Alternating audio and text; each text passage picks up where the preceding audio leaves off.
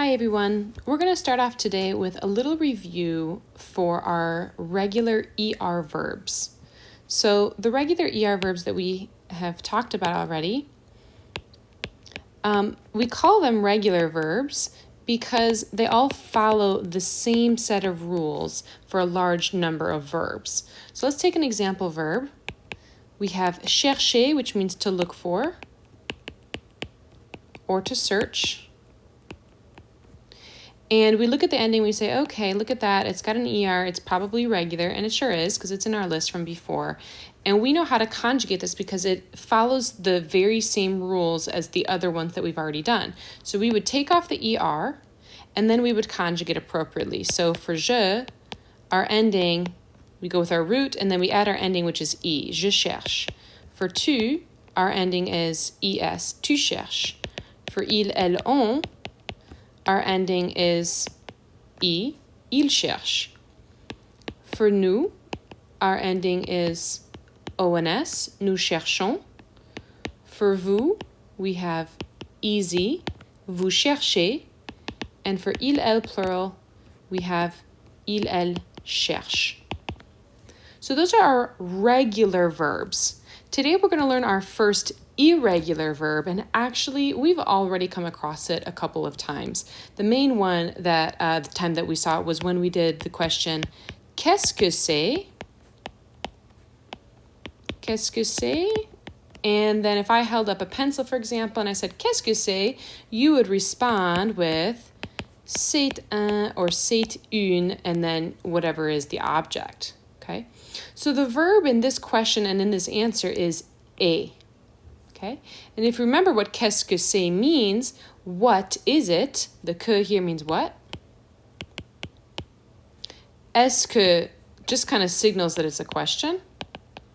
Literally, it's translated as is it that, but we would never say that. And then here we go with our subject and our verb. So what is it? What is it? So say means it is. Right? So our first verb here is the verb être, which if you look at EST, it doesn't follow anything that looks like EES, EONS, EZ, ENT, and that's because it's irregular. So we're going to slide over here into our book for chapter 2, lesson 3, and talk about our first irregular verb, and that is être. Okay? Être means to be. So if you take a second, I'm going to say it a couple of times. See if you can repeat it yourself at home. Être. Être. Être. So notice that little circumflex over the E on the infinitive here. Okay, I'll make it a little bit bigger. There's a circumflex there. If you have ever done Spanish, you might recognize the verb estar, which is indeed is the same verb. So remember that circumflex in French used to mean that there used to be an S right after that letter, if that kind of helps you if you happen to have other Romance language knowledge. But even if you don't, être means to be, and you'll notice that the conjugation doesn't follow EES, EONS, EZ, ENT. It's completely irregular and probably the most irregular verb that we have in the entire French language. Which is strange, of course, that they would teach you something so difficult in the beginning, but the truth is that être, to be, is so often used that you really can't get around communicating without it.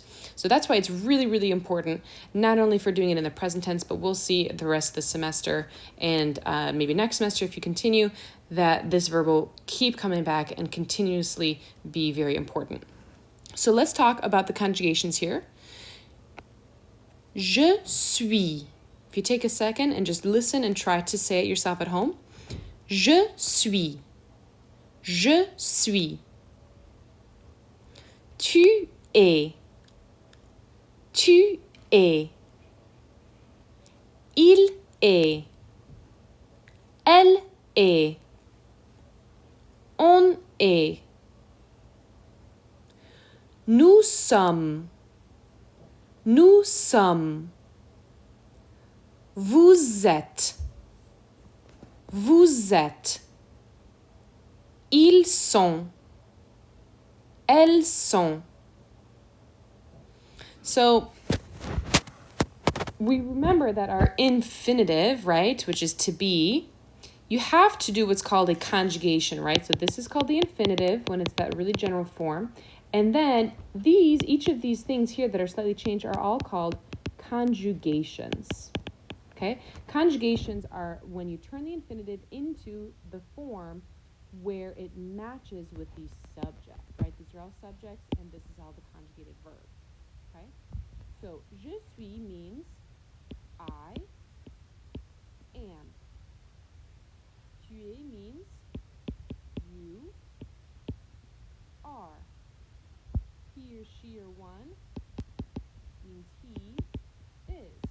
Or, I suppose I should maybe find the opposite way here. So he or she or one is. And in fact, this is the same one where we had c'est, because remember that c'est, the c'est here means it is. Nous sommes is we are. Vous êtes, with a little liaison here, is you, formal, or you, plural, are. And il or elle is they are. So you'll notice that in English, this is indeed an irregular verb. Like, a regular would be I eat, you eat, he eats. We eat, y'all eat, they eat. But here in English, it's irregular because you have I am and she is and you are. So you have three different forms.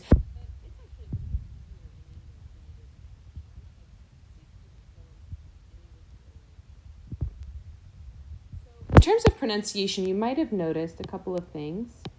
So I'm just going to kind of scoot in here and make sure that we have this really, really clear. So, je suis, your little S, your final S is not going to be said.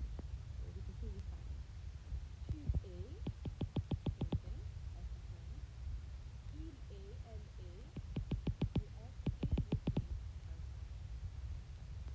Over here, nous sommes, S is silent, and it kind of sounds like the word some, as in they have S together.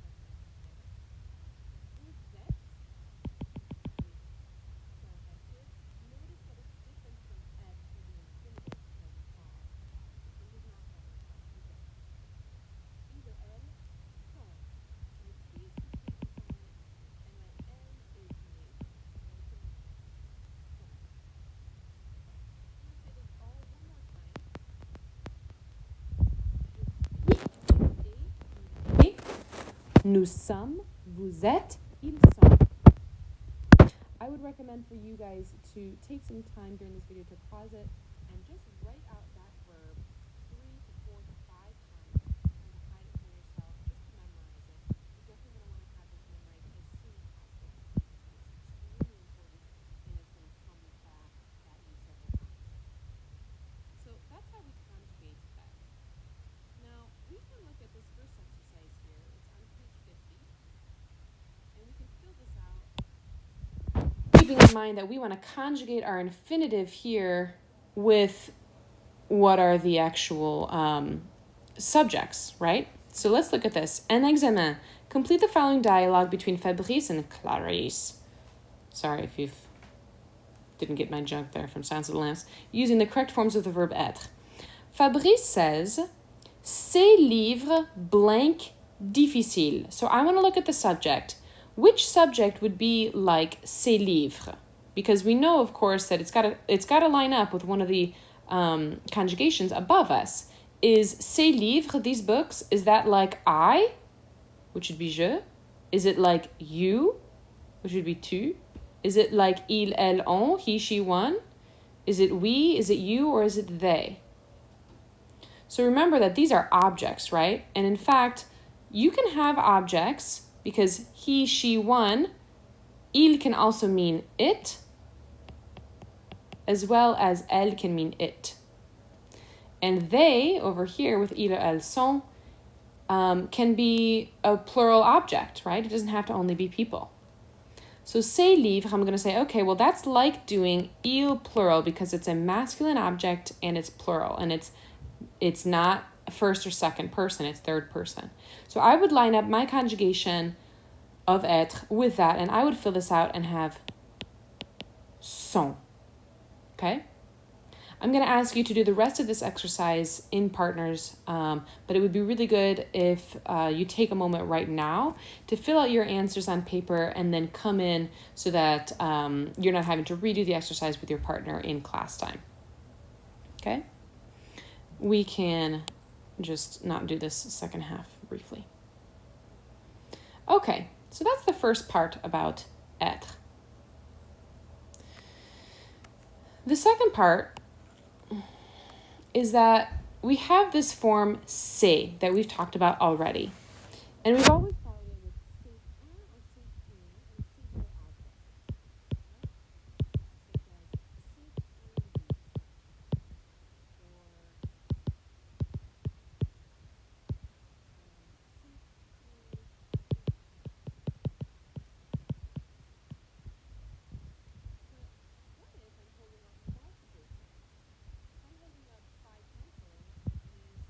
Such as c'est un livre. You shouldn't say is it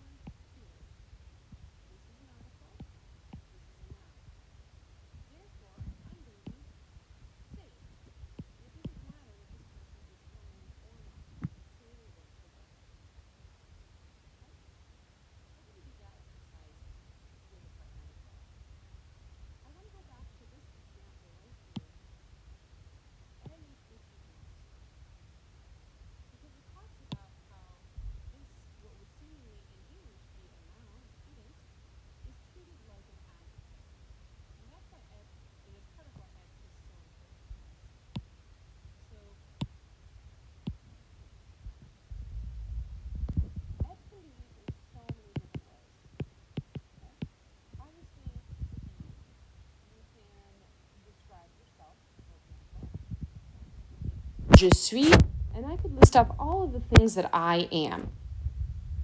For example, I could say, je suis, I could in fact give my name, right? Je suis L'Oréal.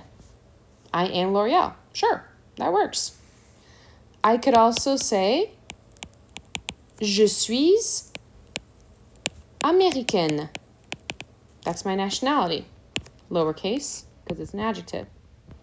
I could say, je suis professeur. I'm a professor. That seems like a noun. Je suis, and maybe I could give a religion or a philosophy. Buddhists, for example. Or I could say, je suis maman. I'm a mother. Or je suis sœur, sister. Okay? Or je suis fille, daughter or girl. Or je suis femme. I'm woman. Okay.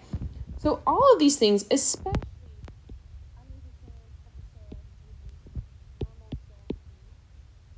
all of those in English can seem much more like nouns.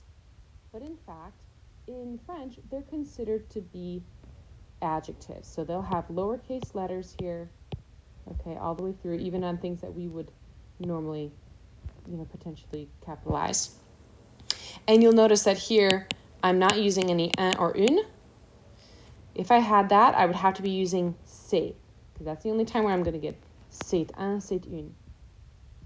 Okay? So être can be used with a ton of things. So it can be used with name, nationality, profession, including student, that would be considered a profession, religion,